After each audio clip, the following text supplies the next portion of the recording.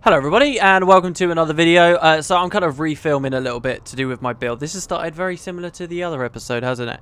I wanted to talk a bit about my kind of summoner elementalist build thing. Let me just preface this, since this is now in its own video. I don't think this is necessarily A, an amazing build, or B, a build that anyone really should expect to spend, use and actually earn money or keep money with, because it's relying on two summons here, which, granted, if you keep them alive, aren't gonna ever leave until you leave the zone. Which, if you plan your gaming right, I guess, which just sounds like a weird concept to me, planning your gaming, but if you play your cards right, you shouldn't really spend that much money. But it's kind of a build that is based on a lot of these items that I was talking about before.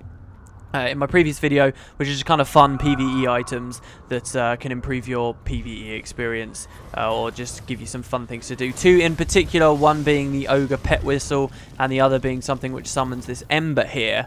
And I play an Elementalist. This would probably be a concept that would work quite nicely on a Necromancer out of all, because a Necromancer can of course have lots of minions. 6 I believe is a pretty good number for a Necromancer, in addition to these 2 extra guys, or 3 guys, as we're about to see. So but yeah, I'm an Elementalist, so I decided I'd see how I could make it work with an Elementalist, what might be fun.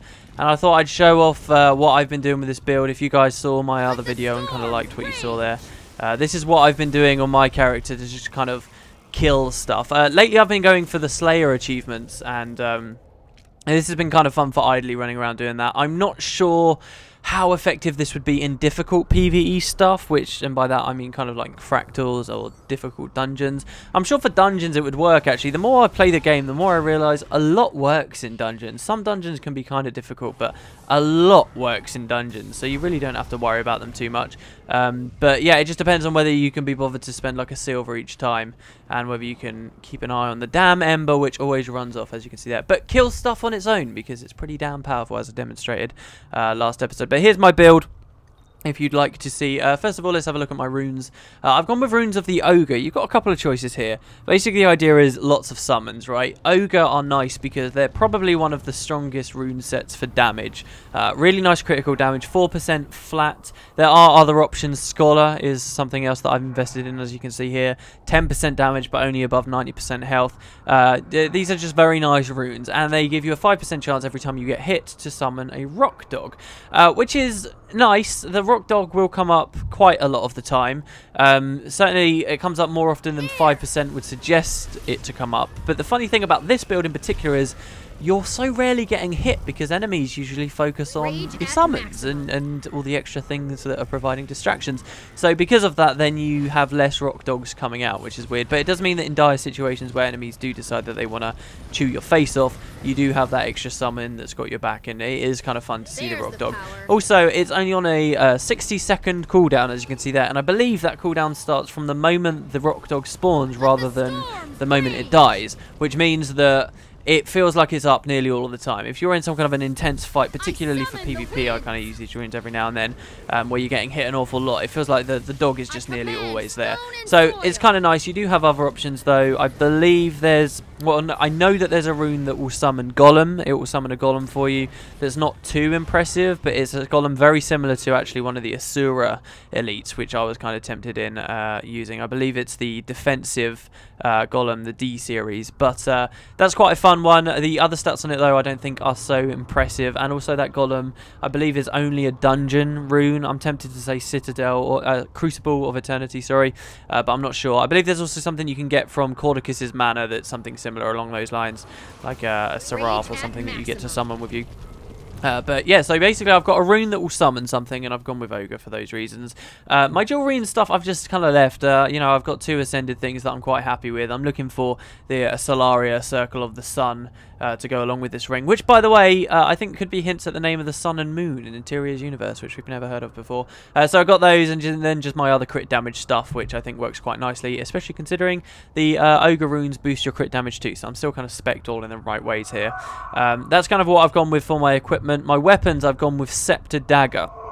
Now, I did try this with Staff. I thought, okay, it's a summoner build, surely staff would be good. I can sit at range and they'll take the brunt of all the attacks. This works really well, and I believe necromancers even can enjoy those kind of benefits when they spec into staff with their minions. But actually, I don't like staff at all on elementalist. I really don't. I find it so lackluster in so many ways. It's just too difficult to make work. So for me, it comes down to a question of scepter dagger or dagger. Focus, I suppose, is kind of nice. I mean, you would get obsidian flesh, but it's not much damage, and there's not much damage coming your way in PvE, especially general PvE. So let's just ignore focus, basically, if you ask me. Then it comes to a question of dagger or scepter dagger, the age-old question. I'm going scepter dagger. For mainly the water trident, I get to maintain on Scepter the health pools of my allies. What basically my build is allowing me to do is play a supportive Ellie, which I wouldn't ever do during solo play. This allows me to be a supportive character and feel like I'm kind of being supporty without having to play in a team all the time. Now, I usually aura share and stuff when I get to play in teams, but now I've got a generic kind of solo build that also has a lot of benefits from aura sharing, which I really quite like. And something that goes hand in hand with that is healing other people up, right? Well, the water trident's brilliant. As I mentioned in the previous episode, if this ember dies, I can respawn him at any moment I want with using another elemental power, but that's going to cost you essentially a silver, because they cost a silver to buy each. You don't want to do that, so you want to make sure it stays alive. The ranger pets, of course, can be resurrected at any time. Ranger pets, the ogre pets, can be resurrected at any time, so that's fine within those first 5 minutes, but it's the same kind of problem. So if you ever see these guys getting damaged, Scepter's nice because you can throw a water trident at them, and of course you've got dagger offhand, which means the cleansing wave will also heal them for a lot, and it really does heal them for a lot. Something I've noticed I do in PvP a lot is clever people will try and kill your summons straight away, and maintaining their health bar is usually the key to being able to kill someone. And the same can be said here. So it helps you to feel supporty. This is kind of a support elementalist that doesn't need a team.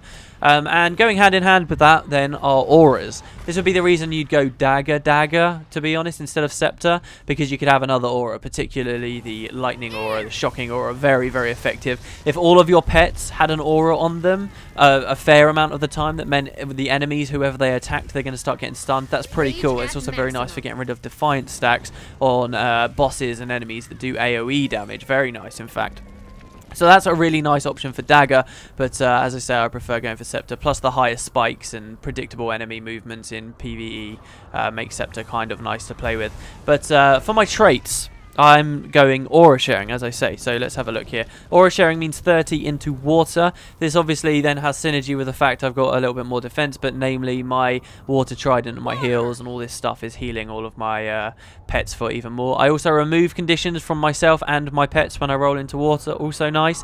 And I do extra damage when health is above 90%, which is just nice. There would be more synergy there if I was on scholar runes, but there's still plenty of synergy here because I'm probably not going to be getting hit. It's going to be my pets getting hit, so I'm usually going to be over 90% health, so I'm usually going to be doing extra damage. There are some other options, I suppose, that you can have a look at around here, but certainly not cantrips because we don't have any. We've got 2 signets for the aura sharing. Then we've gone 20 into fire because this means that whenever I use a signet, I gain a fire shield, and a fire shield is an aura, and then the aura is shared, and then because it's an aura, I also get 10 in air, which is auras grant fury and swiftness.